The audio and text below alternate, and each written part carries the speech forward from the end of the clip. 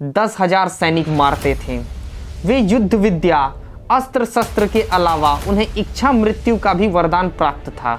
विश्वामित्र के साथ रहते हुए ताड़का, सुबाहु और मारीच जैसे असुरों का वध किया।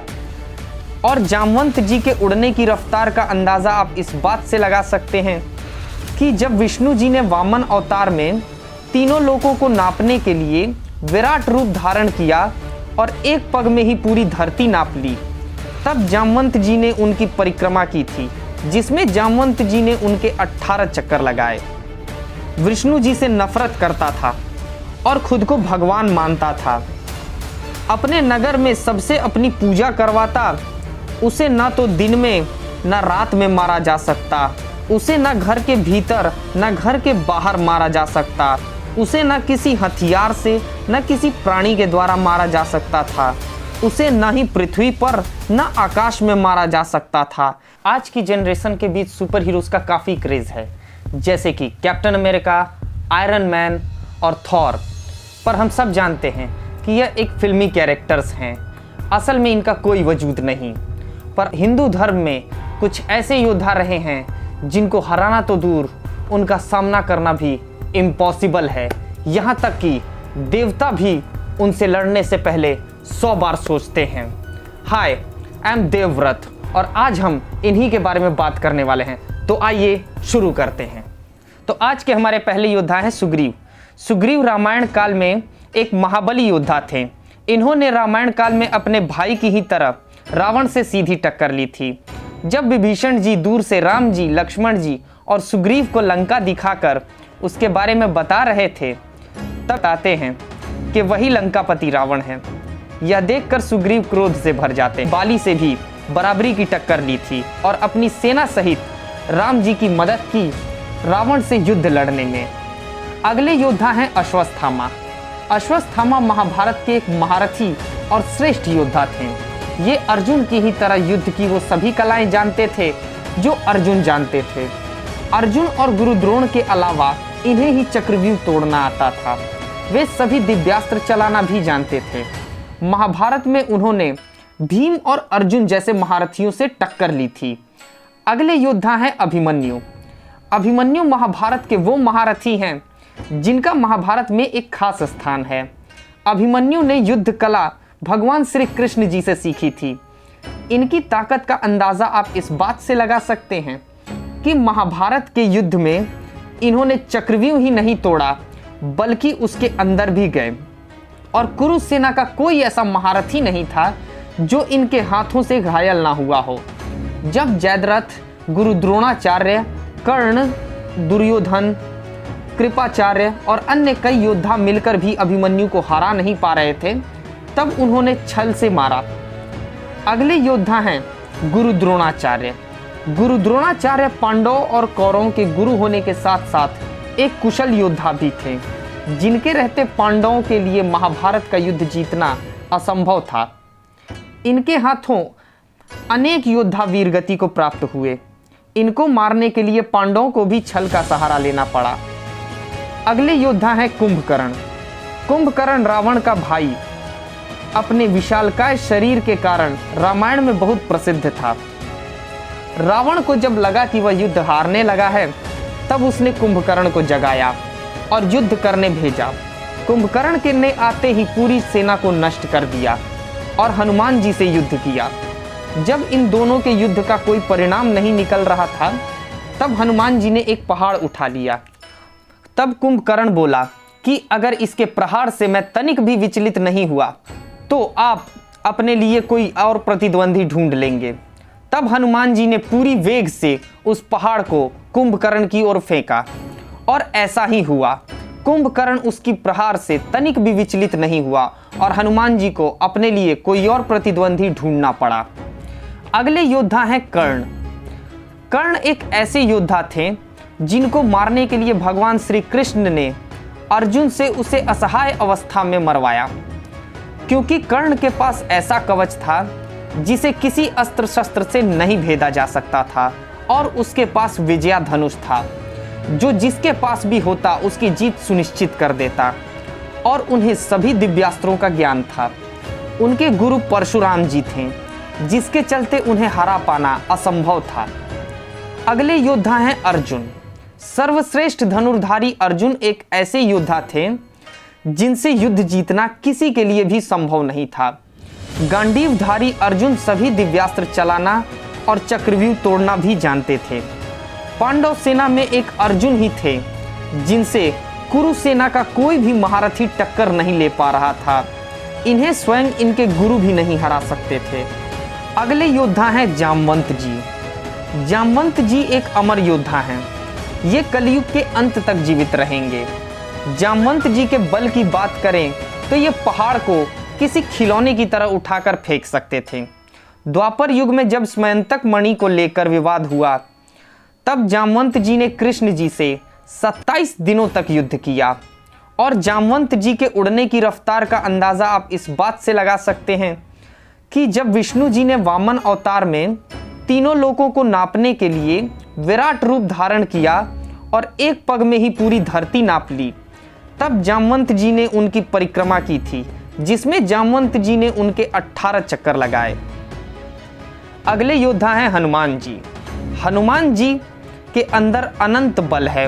वे अष्ट सिद्धि 9 निधियों के दाता हैं, जिन्हें 8 सिद्धियां प्राप्त हैं, जिसके चलते उन्हें हरा पाना तीनों लोकों में किसी के लिए भी संभव नहीं है। अगले योद्धा हैं महाबली। महाबली ने अपनी असाधारण ताकत से तीनों लोकों पर अधिकार कर लिया था। महाबली एक श्रेष्ठ योद्धा ही नहीं बल्कि बहुत बड़ा दानवीर भी था, जिससे वामन देव ने 3 पग में तीनों लोक नापकर मांग लिया और महाबली ने दे भी दिया। तो भगवान उसकी दानवीरता से खुश होकर उसे पाताल लोक दिया राज करने के लिए। अगले योद्धा हैं रावण। रावण तीनों लोकों को जीत चुका था। रावण चारों वेदों और सभी पुराण और हर कला और हर धर्म का ज्ञान रखता था। उसने अमृत मंथन से निकला अमृत भी पिया था। उससे कोई जानवर, असुर, देवता या गंधर्व भी नहीं हरा सकता था। वह युद्ध विद्या में पारंगत एक श्रेष्ठ योद्धा था, जिसे हरा पाना असंभव था। अगले योद्धा हैं बाली। बाली किष्किंधा के राजा थे। बाली के पास अनंत बल था और जो भी उनके सामने आता वह उसकी आधी शक्तियां खींच लेते थे। बाली ने एक बार रावण को अपनी कांख में दबा के 6 महीने तक तपस्या किया था और समुद्र मंथन के वक्त जब देवता और असुर थक गए, तब बाली ने अकेले ही मंदराचल पर्वत को कई दिनों तक हिलाया था। बाली को हरा पाना असंभव था। अगले योद्धा हैं मेघनाथ। मेघनाथ का नाम इंद्रजीत भी था, क्योंकि मेघनाथ ने इंद्र को हराया था। इंद्रजीत जब पैदा हुआ तब उसके मुख से जो आवाज़ निकली मानो बादल गरजे हों, इसीलिए उसका नाम मेघनाथ था।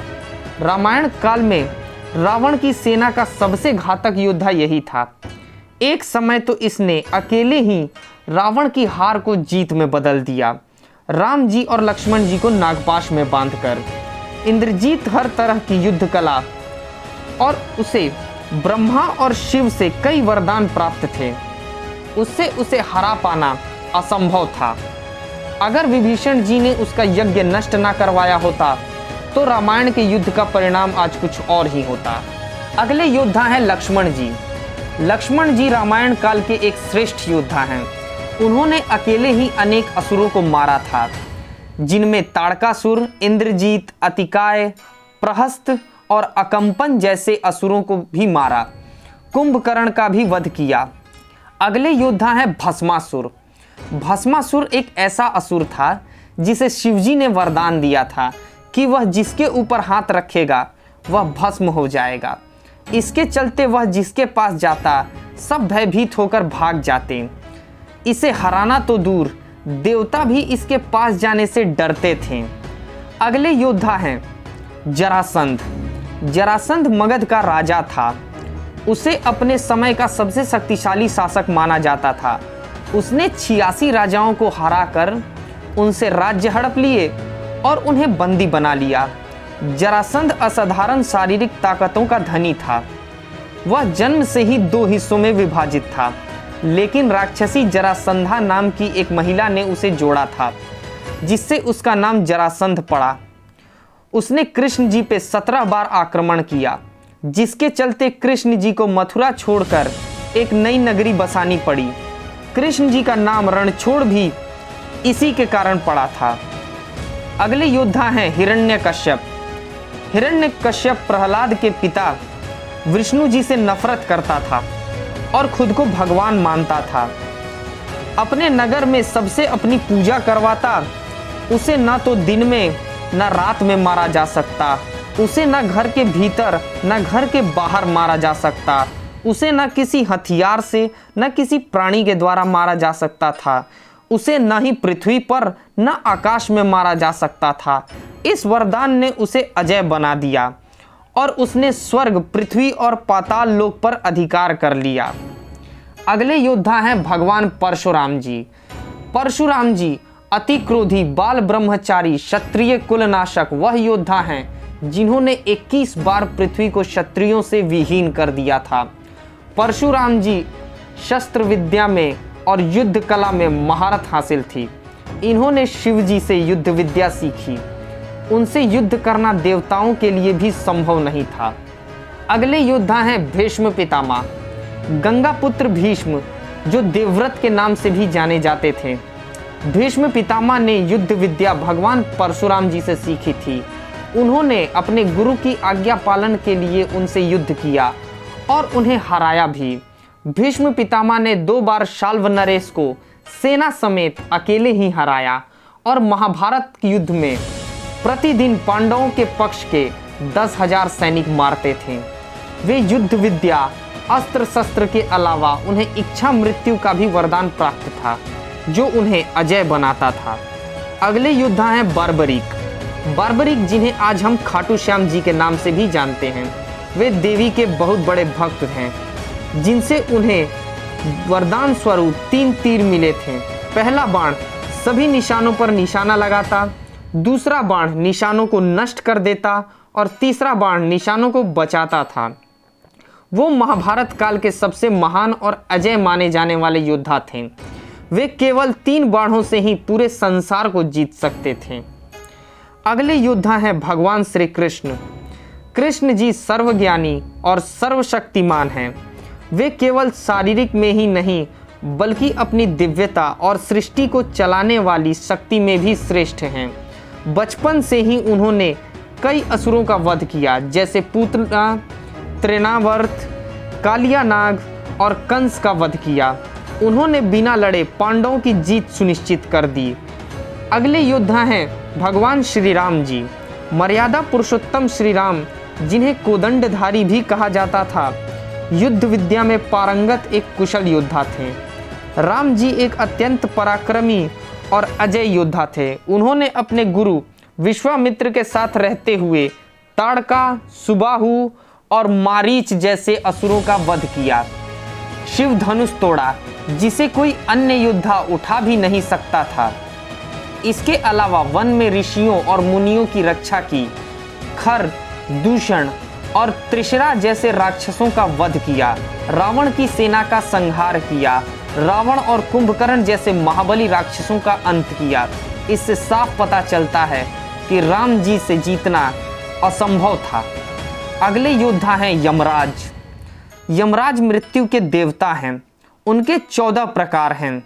यमराज के वैसे तो कई रूप हैं, पर जो सबसे खतरनाक है वे हैं 14वें यम, जिनका नाम है महाकाल। महाकाल ये नरक में निवास करते हैं। महाकाल महान समय और विनाश के प्रतीक हैं, जो सृष्टि के विनाश के समय सक्रिय होते हैं।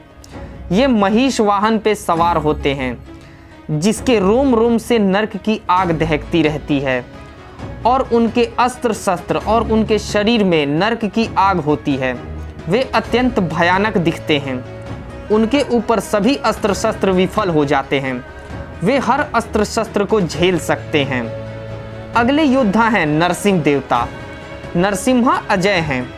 भगवान नरसिंह को कोई अस्त्र शस्त्र से पराजित नहीं कर सकता था। ना ही देवता और ना ही कोई अन्य शक्ति नरसिम्हा को हरा सकती थी। नरसिम्हा का रूप आधा सिंह और आधा मानव का है। यह रूप हिरण्यकश्यपु को मारने के लिए भगवान ने लिया था। अगले और आखिरी योद्धा हैं जलंधर। जलंधर असुरों का राजा था जो अत्यंत ताकतवर और अजय माना जाता था। जलंधर समुद्र से उत्पन्न हुआ था, इसीलिए वह अपार ऊर्जा और बल से युक्त था। जलंधर की पत्नी एक पतिव्रता स्त्री थी। उसकी तपस्या और साधना के कारण जलंधर अजय और अमर था। जब तक उसकी पत्नी पतिव्रता रहती, कोई उसे ना ही परास्त कर सकता था और ना ही उसे मार सकता था।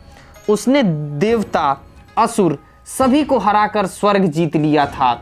जलंधर इतना बलशाली था कि उसने भगवान विष्णु और भगवान शिव तक को चुनौती दी। उसने शिव जी से कई बार युद्ध किया। उसने स्वर्ग और पृथ्वी पे आतंक फैला रखा था, यहाँ तक कि देवी पार्वती को पाने की कोशिश की, जिसके कारण शिव जी ने उसके विनाश का संकल्प लिया था। आई होप आपको ये वीडियो पसंद आया होगा। मैंने इस वीडियो में किसी भी योद्धा को रैंक वाइज नहीं सजाया है। आपको क्या लगता है कि कौन सा योद्धा नंबर 1 पे होना चाहिए?